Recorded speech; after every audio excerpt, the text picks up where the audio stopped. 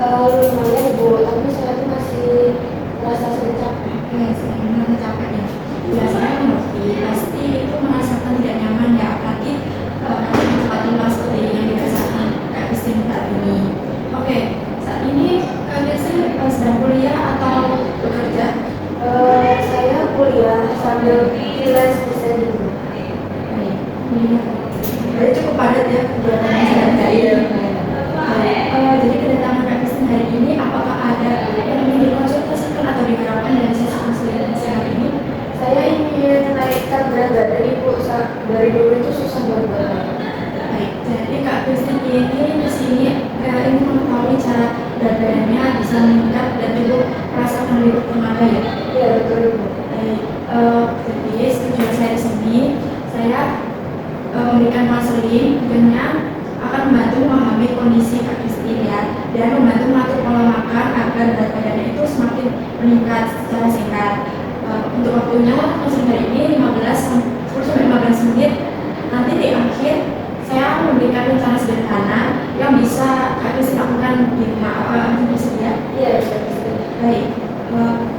Nanti sesi konselingnya santai saja ya. Jika ada yang ditanyakan atau belum jelas, boleh disampaikan. Sebelum saya melakukan pengajian gizi, saya izin untuk melakukan ukuran berat badan di badan terlebih dahulu. Apa bersedia? Iya bisa.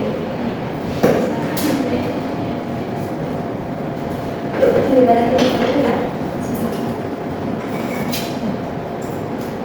Terus pandang ke depan. Ini nempel ya. Ini sih. Kemudian tinggi badannya. Pandangan lurus ke depan. Terima kasih.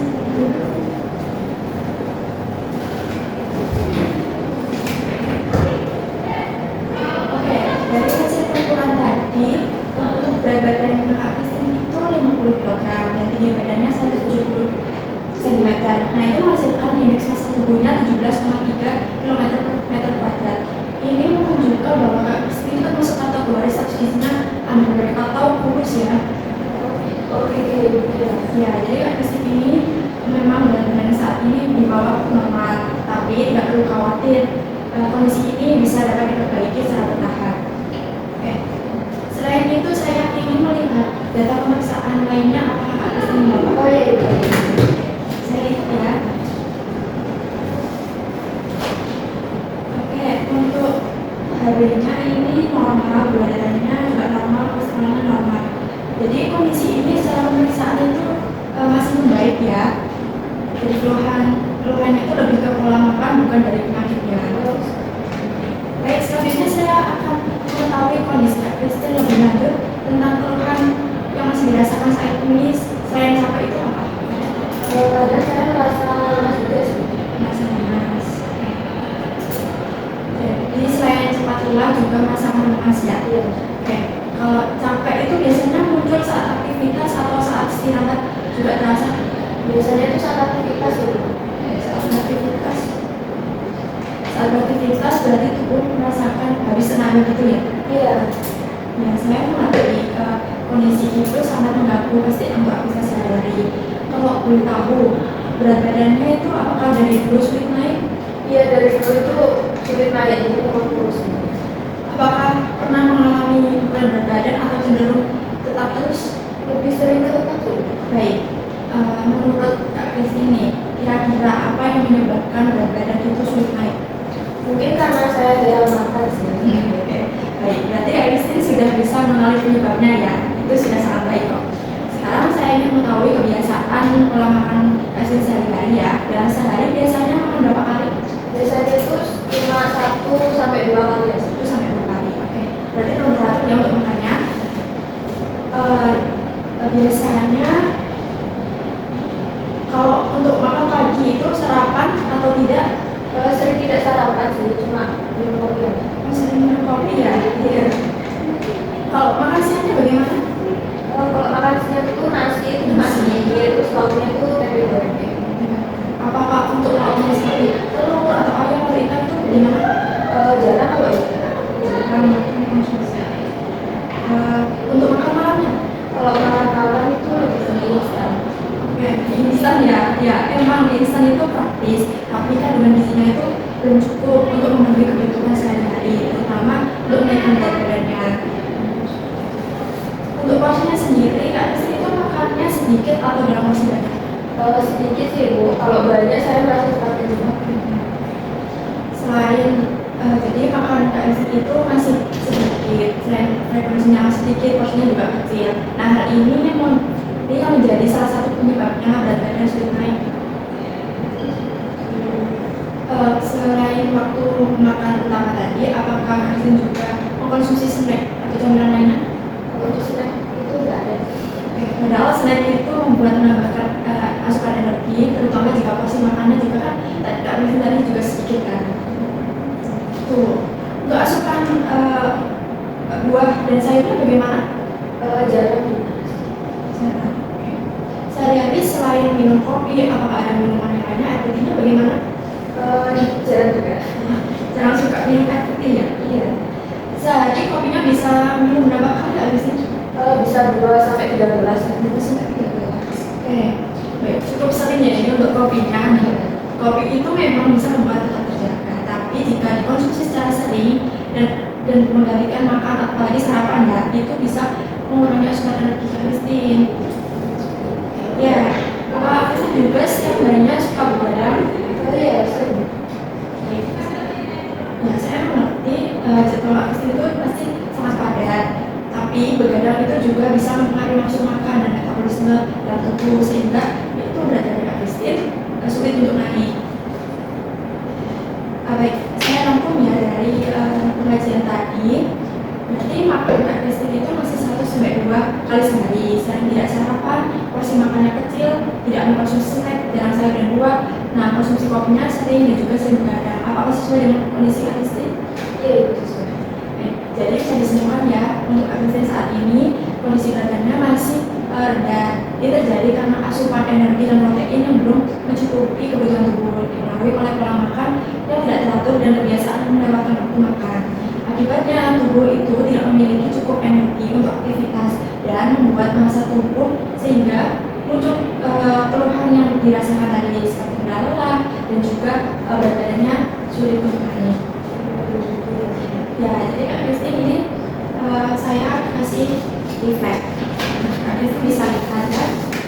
Di sini ada makanan yang dianjurkan dan tidak dianjurkan. Kak Kristin bisa lihat ya. Di sini bisa lihat ya. Dan juga di sini saya ada menu yang bisa Kak Kristin lakukan. Lihat. Nah, karena Kak Kristin sulit untuk sarapan atau tidak sempat, bisa mulai dengan cara yang gampang terlebih dahulu dengan makan roti dan susu atau pisang dengan susu untuk sarapannya ya. Jadi tidak perlu langsung banyak seperti nasi, tapi yang penting tubuh di pagi hari itu terisi. Nah, di refleksi ini juga saya ada selingannya. Untuk selingan snacknya itu bisa dikonsumsi jam 10 dan juga jam 4 sore.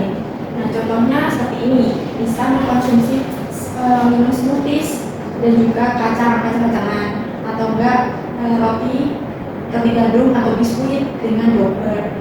Nah, itu. Selain itu, untuk lebih jelasnya lagi, saya bukakan untuk porsi makannya. Kita bisa makan dengan porsi kecil tidak apa-apa. Yang penting sering ya.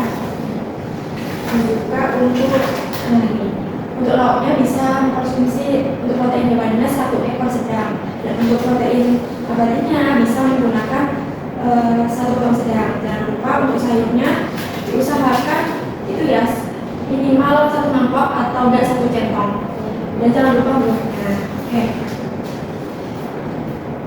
Di sini juga saya ada daftar bahan pelengkap. Nah, kita bisa lihat nanti jika bosan dengan makanan yang ini saja, bisa menggantikan dengan ini. Contohnya jika bosan dengan nasi, jangan ganti kentang atau singkong atau buah. Dan lihat ya, proteinnya juga proteinnya yang rendah lemak. Bisa lihat di sini. Jadi itu semuanya bisa diganti. Iya betul. Jadi Kak Kristin ini tidak bosan dengan makanan itu saja. Oke. Selain di sini juga dilihat juga bisa dilihat disarankan untuk melakukan aktivitas fisik sehari-hari. Misalnya olahraga, istirahat teratur, minum air putih yang diusahakan, jangan minum kopi, dan waktu makannya harus teratur, 3 kali makan utama dan juga ditambah 2 snack. Oke. Ini bisa bapak untuk penjelasannya. Oke. Selain itu disarankan juga yang paling penting, Kak Christine harus mengurangi kopi maksimal 1-2 per gelas sehari. Tidak menjadikan kopi sebagai makanan sarapannya, mengusahakan makan tepat waktu dan juga membawa snacknya saat kuliah atau juga waktu saat kerja bisa untuk mengemil snacknya. Dan juga untuk mengurangi begadangnya ya secara bertahap tidak apa-apa, karena pola hidup itu sangat berpengaruh pada nafsu makan dan metabolisme dalam tubuh. Oke, baik. Kak Christine, kita perbaiki secara bertahap ya. Yang pertama yaitu menambahkan frekuensi makan menjadi lebih sering, tidak melewatkan sarapan, menambahkan makanan tinggi energi dan tinggi protein, mengurangi kopi dan menggantikan dengan makan saja, menambahkan konsumsi sayur dan buah. Kita sepakati Kak Christine yang lebih mudah terlebih dahulu ya, makannya 3 kali sehari dan ditambah 2 kali snack. Selain itu diusahakan untuk sarapan setiap harinya, menambahkan minimal 1 kali snack dalam setiap hari dan juga untuk mengurangi kopi secara bertahap. Ibu siap, saya akan belajar mengurangi kebiasaan. Oke, baik. Dari beberapa argumen yang sudah saya sampaikan tadi nih, menurut Kak Christine mana yang lebih mudah untuk dilakukan lebih dahulu? Saya mulai dari sarapan dulu Ibu, soalnya itu memang sering saya banget. Bagus sekali, itu pilihan yang sangat baik.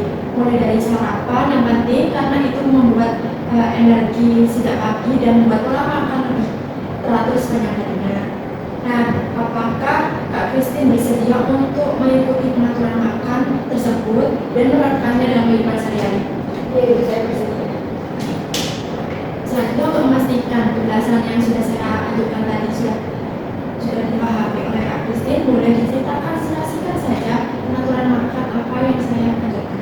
Ya Ibu, jadi itu saya harus makan 3 kali sehari, dan juga 2 kali snack tadi. Terus juga mulai sarapan setiap hari. Kemudian menambahkan snack seperti roti, buah, biskuit dan susu. Terus juga mengurangi konsumsi kopi supaya tidak menggantikan makanan. Terus juga mulai menambah makanan yang lebih bergizi seperti lauk dan juga sayur. Betul sekali, bagus. Berarti apa yang sudah saya sampaikan tadi dapat diterapkan ya. Nanti kita akan pantau juga perkembangan Kak Christine seperti perubahan berat badannya, frekuensi pola makan sehari-harinya apakah sudah meningkat, kebiasaan sarapan bagaimana, konsumsi kopinya apakah sudah menurun, dan juga asupan snack serta makanan bergizi, dan keluhannya seperti lelah dan lemas itu akan masih dirasakan. Baik, sebelum untuk konseling hari ini apakah ada yang ditanyakan? Baik, oke.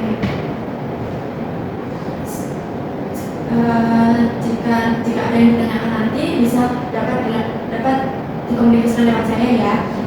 Tetap semangat Kak Christine, jangan lupa mulai dari sarapan terlebih dahulu ya. Iya Ibu, terima kasih banyak Ibu. Ya, semangat.